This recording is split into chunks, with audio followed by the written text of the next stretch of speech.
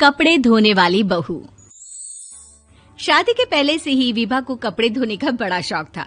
कभी नल के नीचे तो कभी तालाब के पास। अरे मेरी नीली वाली लुंगी नहीं दिख रही है। विभा की अम्मा, कहाँ रखी है लुंगी? अरे वो तो विभा ने परसों ही धोकर रखी थी आपकी अलमारी में, देखो वहीं होगी। वो ना मैंने आज धो दी, मुझे लगा कि गंदी हो गई होगी। अरे कैसे गंदी हो गई थी, उसे तो मैंने पहना भी नहीं। हे भगवान, इस लड़की के कपड़े धोने की आदत से परेशान हो गया हूँ मैं। जितना तो घर में राशन नहीं आता, उससे कहीं ज्यादा डिटर्जेंट पाउडर का खर्चा है। इसकी शादी करवा दो, शादी जाए अपने घर में ही करे काम, फिर चाहे घर के कपड़े धोने हो या पूरे गांव के। हाँ ठीक बोल रही हूँ, देखता हूँ मैं कोई लड़का। वो दिन भी आ जाता है जब विभा को देखने लड़के वाले आ जाते हैं। लड़की मुझे अच्छी लगी। होने वाली सास कहती है, बेटी अगर कुछ पूछना है तो पूछ लो। वैसे तो हमारी लड़की बहुत ही शर्मीली है, जो बोल दो वो मान लेती है, इसे क्या पूछना होगा। अरे कैसी बात कर रही हो माँ, मुझे इन लोगों के घर रहना है, सवाल तो कई है। हाँ हाँ बेटा, पूछ लो ना, क्या पूछना है।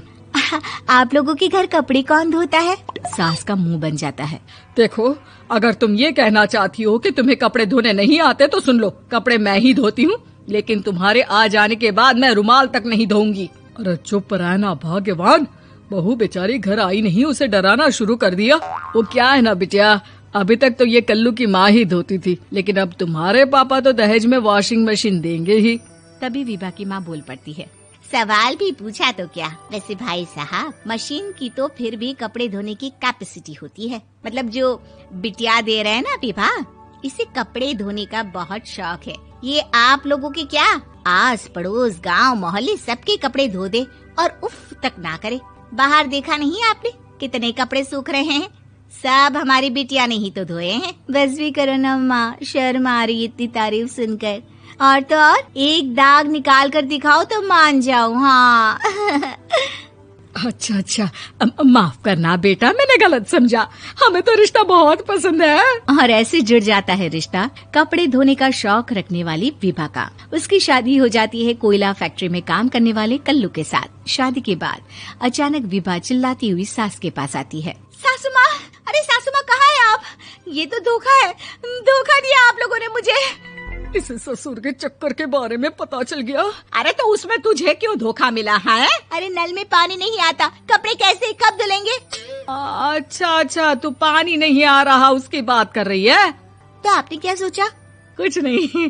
अच्छा, तेरी माँ ने कहा था कि कपड़े धोने का शौक है तुझे, याद आया मुझे। शौक बोलकर कपड़े धोने वाले मेरे जुनून को कम ना आके सासू माँ, कपड़ा धोना मेरा गुरूर है। तभी पति भी वहाँ आ जाता है। अभी मैंने इसे सनी देओल की फिल्म दिखाई है, उसी के डायलॉग मार रही है माँ। अच्छा सुन, साफ साफ बता रही हूँ, पानी सुबह 4 से 6 और शाम को 10 से 12 आता है, समझी? विभा टाइमिंग सुनकर हैरान हो जाती है। ये क्या भूतों का मोहल्ला है? सुबह 4 बजे उठकर कौन कपड़े धोता है? 4 बजे टंकी में पानी जाता है, फिर सारा दिन धोना ना, किसने मना किया? अरे कैसे बात कर रही हैं? 200 लीटर की टंकी में कितने कपड़े धो लूंगी मैं, सुबह ही उठ जाऊंगी मैं। अब क्या था, विभा सुबह 4 से लेकर रात के 12 बजे तक कपड़े ही धोती रहती। एक रोज सास पड़ोस से निकलकर कहीं जा रही होती है कि साथ वाली कहती है, हाँ कल्लू की माँ, जरा ये बताओ कि 2 साड़ी है, 2 ब्लाउज और एक पेटीकोट और एक नाड़े वाला लंबा कच्छा। हाँ तो? अरे तो क्या, कितना लोगी धुलाई ये बताओ। धोबन दिख रहे हैं हम क्या? हमारे पति सरकारी नौकरी से अभी रिटायर हुए हैं और बेटा सुपरवाइजर है कोयला फैक्ट्री में। धोबन समझ रखा है हमें? हाय रे कल्लू की अम्मा, माफ कर दो, वो तो मोहल्ले में यही सब बता रहे थे कि तुमने बहू को कपड़ा धुलवाने के काम में लगा दिया है। सास को पड़ोसन की बात सुनकर गुस्सा आ जाता है। वो घर पहुंचती है जहां घर के बाहर ही इतने सारे कपड़े सूख रहे होते हैं जितने कि किसी धोबन के घर पर। अरे ओ कल्लू की दुल्हन, बाहर निकल। माँ जी यहीं आ जाओ, बाथरूम में चादर धो रहे हैं हम। अरे अभी हम धोते हैं, तुमको बाहर निकलो। ये आस पड़ोस वाले बोल रहे हैं कि हम बहू से कपड़े धुलवा कर उसे कपड़ा धोने वाली बना दिए हैं। अरे छोड़ो ना माँ जी, किन लोगों की बातों में आती हो?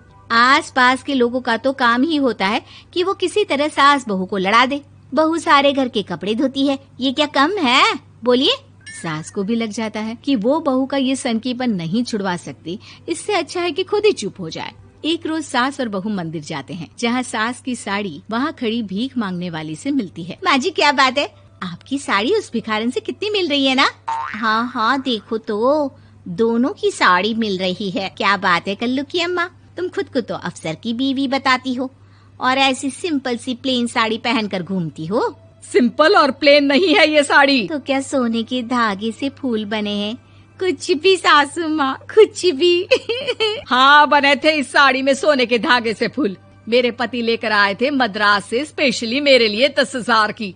ताहे भाई साहब इस भिखारन के लिए भी सेम टू सेम साड़ी लेकर आए होंगे 10,000 की। सास उस वक्त तो कुछ नहीं कहती, लेकिन बहू के साथ घर आती है और अलमारी से एल्बम निकाल कर लाती है। ये साड़ी देख रही है, ये वही साड़ी है जिसे मैंने अभी पहना था। इस साड़ी में ये जो चमकदार फूल दिख रहे हैं ना, ये सोने के धागों से काढ़े गए हैं।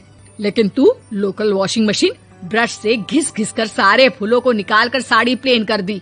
मुझे माफ कर दीजिए सासू माँ। और तो और, जब मैंने तुझे तेरी गलती के लिए कुछ नहीं कहा, लेकिन तूने तो सबके सामने मेरा मजाक ही बना दिया। क्यों? बहू को समझ में आ जाता है कि अब से उसका कपड़े धोना बंद।